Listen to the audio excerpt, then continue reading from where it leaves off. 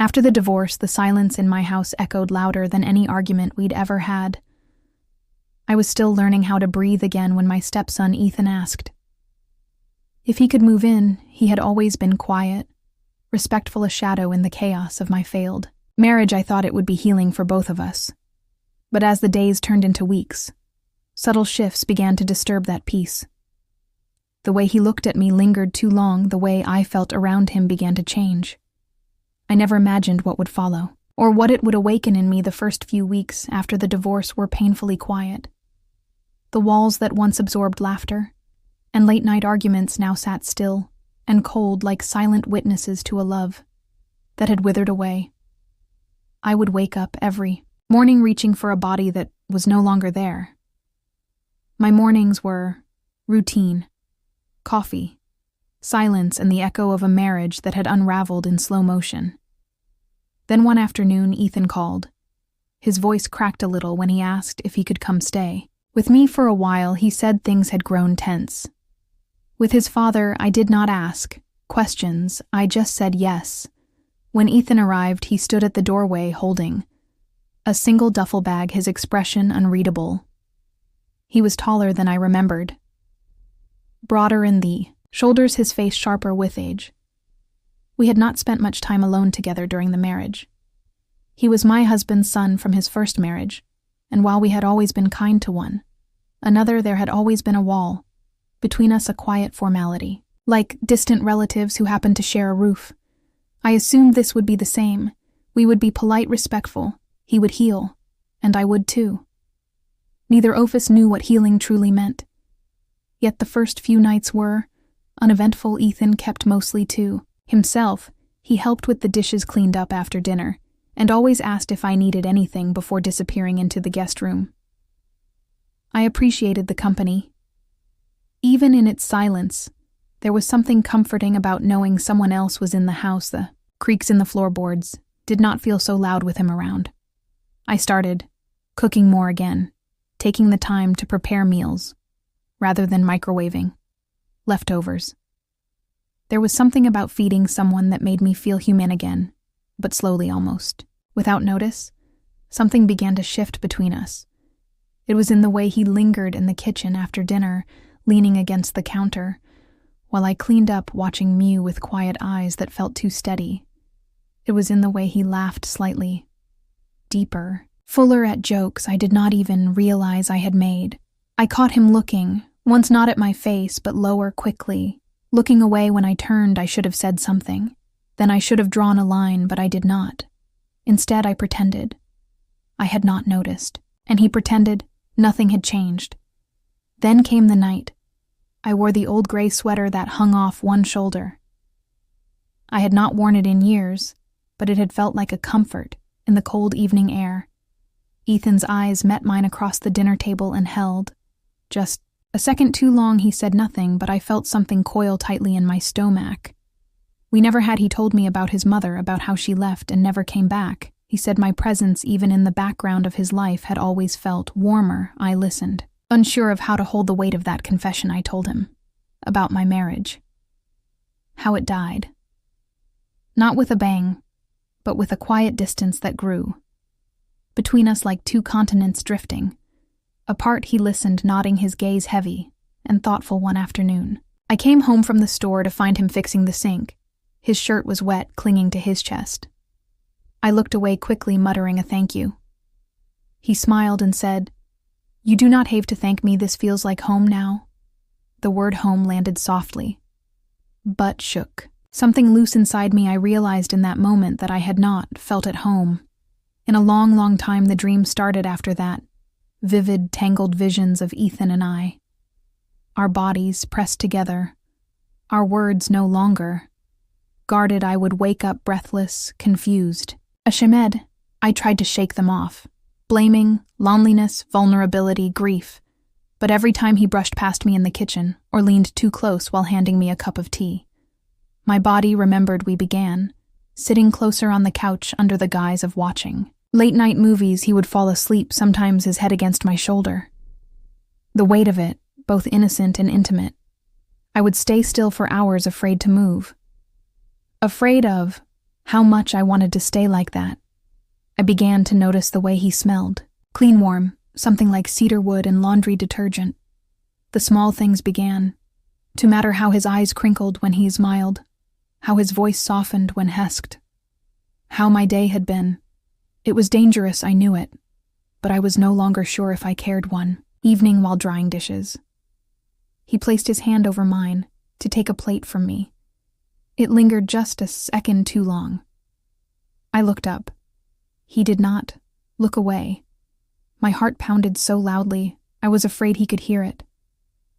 I stepped back, muttering something about going tobed early, but that night sleep did not come. I lay awake, staring at the shadows, dancing across my ceiling. My thoughts, stangled and restless days passed, and the tension only grew. It hung in the air like summer heat before a storm, thick, electrous, inescapable. We both felt it. I saw it in the way he looked at me now, not as a Stepson, not even as a boy, but as a man, seeing a woman. And I was no longer sure. I wanted to stop him from seeing me that way. I began dressing with more intention, soft blouses, light perfume, a touch of mascara. It was subtle, barely noticeable. But I caught him noticing the lines we'd never crossed. Suddenly felt blurred, and my conscience began to lose its voice to the louder hum of desire. I hated myself for it. I tried to rationalize. I tried to remind myself of the boundaries of the years that separated us, of the titles that once defined our connection, but something deeper was unfolding now, something neither of us could name. And then came the night everything changed. It happened on a Sunday night. The kind of night when everything outside was still, no traffic, no wind, just the kind of hush that feels like the world is holding its breath. I was in the kitchen wearing a soft robe and sipping the last of my wine, when Ethan walked in. His hair was damp from a shower, and he was wearing a plain white shirt and gray sweatpants. He looked relaxed, but his eyes were intense, focused. He leaned against the doorframe, arms crossed, watching me as I loaded the dishwasher. There was something in his silence that made the room feel smaller, tighter. I felt it in the space between us, humming with unspoken tension. I tried to ignore it. I asked him if he had eaten, if he wanted tea, if he had spoken to his father lately. All the usual questions he answered with short, polite responses, but his eyes never left me. Finally, I turned around, drying my hands on a towel, and said, "You are being quiet a night." He nodded slowly and said, "I have been thinking." There was a pause that stretched too long. I asked, "About what?" And that is when he said it solo. I almost did not catch it. "About you. About us." The words dropped like a stone into still water. I froze. My heart pounded so loudly, I was sure he could hear it. I looked at him, really looked, and saw no hesitation in his face, no fear, just longing. I opened my mouth to speak, to say something rational, to draw a line, but nothing came out. He took a slow step forward. Then another. "I know. This is not simple," he said. "But nothing about how I feel for you is wrong. It does not feel wrong to me."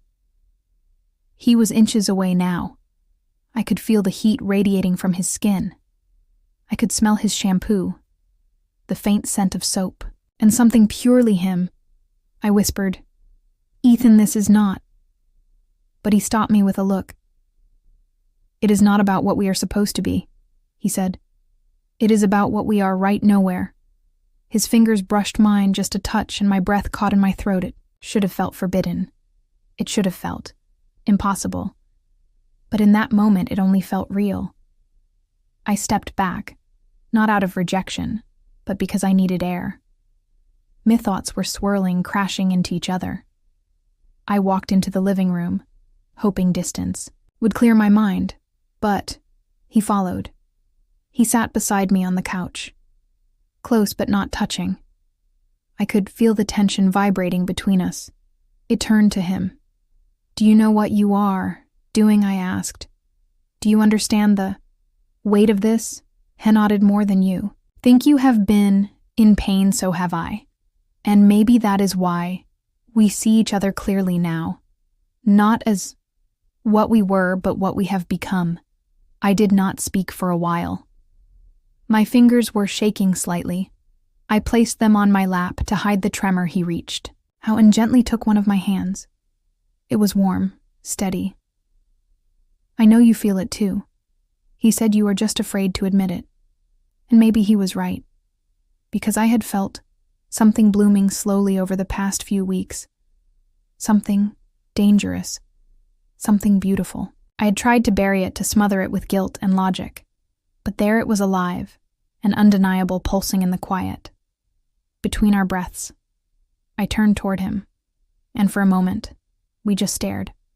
I saw the boy he used to be, and then I saw them, and he had become he. Leaned forward cautiously, giving me time to pull away. I did not. His lips touched mine softly, at first tentative, as if asking permission. And when I did not stop him, when I closed my eyes and leaned into the kiss, something inside me shattered, something old, tired, aching. The kiss deepened slow, and searching his hand moved to the side of my face, cradling it like something precious. I responded with a hunger I had not felt in years. We did not speak. Words would have ruined the quiet reverence of that moment. He stood, extended his hand, and I took it. We walked to my bedroom, not as stepmother and stepson, not as what we had been, but as two people who'd both been broken and were now leaning into something reckless, something soft in the dim light of my. We undressed, slowly, not rushed, not desperate. Every movement was deliberate. Reverent, he touched me like he had studied my body in silence, like he knew where my pain lived and how to soothe it. His lips traced the curve of my neck. His hands explored, with care, note, entitlement. My breath hitched as he moved down my body, leaving warmth in every place he touched. I felt warmth seen needed. I arched toward him, me body no longer mine, but something fluid and full. Every caress felt like a confession. Every sigh a release. He whispered my name like a secret, as though just saying it carried weight, and I called his like an anchor, grounding me in a reality I never expected, but suddenly could not imagine living. Without time slowed, we moved together, not hurried, but patient, the kind of rhythm that only comes when two people are not rushing toward pleasure, but unraveling into each other. When it ended, we lay tangled in silence, his head resting on my chest, his fingers tracing lazy patterns on my arm. I stared at the ceiling, tears slipping from my eyes, not from regret, but from the terrifying honesty of it all. He noticed. "Are you okay?" he asked softly. I nodded. "Yes. I did not know. I needed this, you." He held me tighter. "You're not alone anymore," he whispered. And I believed him for the first time in years. I believed someone meant it. But as we lay there, reality began to creep back, in slow and cruel. Morning would come. The world would expect explanations. We could not give judgment, would follow. People would never understand. They would see something twisted where we saw truth. I felt the weight of it pressing against my chest. I closed my eyes, trying to hold on to the warmth of that night, the peace of his arms, the calm in my heart, because I knew that whatever came next, nothing could take away what that moment had healed. Inside me, the morning after sunlight filtered through the sheer curtains, like nothing had changed. But everything had. I awoke to the soft rhythm of Ethan's breathing beside me. His arm draped, gently, over my waist, his body warm and familiar against mine. For a few suspended moments, I allowed myself to feel safe, wanted whole. But reality returned with the weight of 1,000 bricks. I slipped out of bed, quietly careful not to wake him, wrapping myself in the same robe I had worn the night before, now clinging to my skin like guilt. My feet moved slowly across the floor, but my thoughts raced. What had we done? What did it mean? Could we pretend it never happened? Or was that already a lie I would never be able to keep in the kitchen? I stood staring out the window. my hands wrapped around a coffee mug that had long gone cold. The silence of the house was no longer comforting. It was loud with everything unspoken with. The tension that clung to the air, like humidity before a storm. I heard his footsteps long before he reached Meath, and said nothing at first. He just stood behind me. His presence steady patient when he finally spoke. His voice was barely a whisper. "You regret it." It was not a question, it was a statement. Wrapped in disappointment and hurt, I turned to face him, my voice trembling. "No, I do not regret last night, but I do not know what to do with it now." Hen nodded, understanding more than I expected. He know it is complicated. I know how it looks, but I also know what I felt, and I know what I still feel. I could see the conflict in his eyes, the fight between his certainty and the burden of what we had become. He took a step closer. "You do not have to say anything yet. I just need to know it was real for you too." I looked up at him, tears burning the back of my throat. It was real, I admitted too. Real, that is the part that scares me the most. The following days passed, like shadows present but intangible. We carried on as if nothing had, shifted eating meals at the same table, sharing space like careful strangers. But every look lasted too long, every accidental touch lingered. The tension between us pulsed just beneath the surface, aching for resolution or release. I tried to distract myself with mundane things, laundry, grocery lists, work emails, but none of it could pull me far enough away from the memory of his hands, his breath, his voice calling my name in the dark. One evening he came home late. I was curled up on the couch, pretending to watch television when he walked in. His hair was windswept, his cheeks flushed from the cold. He looked at me, and something in his face softened. He sat across from me, elbows resting on his knees, fingers laced tightly as if holding backwards. "Have you told Agnon?" he asked. I shook my head. How could I? He sighed, rubbing the back of his neck.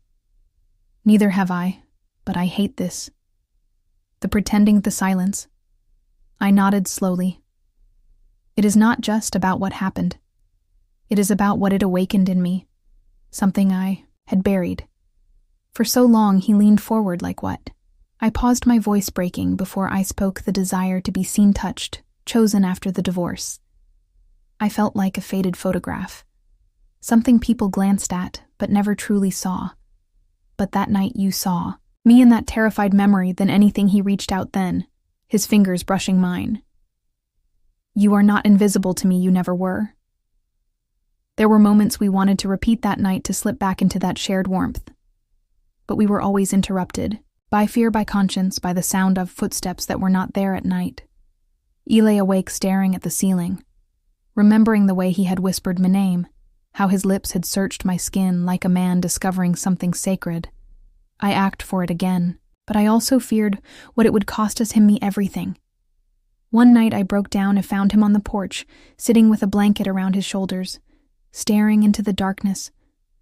I joined him, wrapping myself in my own silence, until I could no longer hold it in. "Ethan," I said, "what happens if we just keep pretending this never happened? What happens to us then?" He turned to me, his voice tired, but clear. "We become ghosts in our own house." I closed my eyes, feeling that truth land deep in my chest. "I do not want to lose you," I whispered, "but I do not know how to keep you either." He leaned in, his forehead resting against mine. "Then maybe we stop trying to name it, stop trying to control it. Maybe we just let it be, whatever it is for now." And maybe he was right. Maybe there was no label for what we had, no perfect explanation, just two people navigating complicated intimacy with bruised hearts and cautious hands. And though the world outside that porch remained unchanged, the space between us finally felt honest. Still uncertain, still fragile, but honest. The days that followed were quieter but no empty. There was a new kind of stillness between us, softer, gentler, like the hush that comes after a storm has passed. We did not speak of that night. Again, not directly. But it lived in the pauses of our conversations and the careful glances we exchanged over breakfast in the way. We moved around each other like two people who had learned the edges of one another's pain. Ethan started working longer hours and I started sleeping with the bedroom door closed again, not out of anger but necessity healing. I realized did not mean forgetting. It meant honoring what happened without allowing it to consume. The present one evening as we both stood in the kitchen cleaning up. After dinner he looked at me and said, "I do not regret anything, but I do not want to be something that makes your life harder." I reached for his hand and held it just for a moment. "You were something that reminded me. I am still alive, that was the truth." Whatever we had shared was born out of loneliness and comfort. Yes, but also something far more human, the need to be understood. Eventually, Ethan found his own place not far away. We still see each other. We still talk. And while nothing is the same, I carry no shame, only the complicated memory of a connection that broke something open in me I had long tried to keep buried.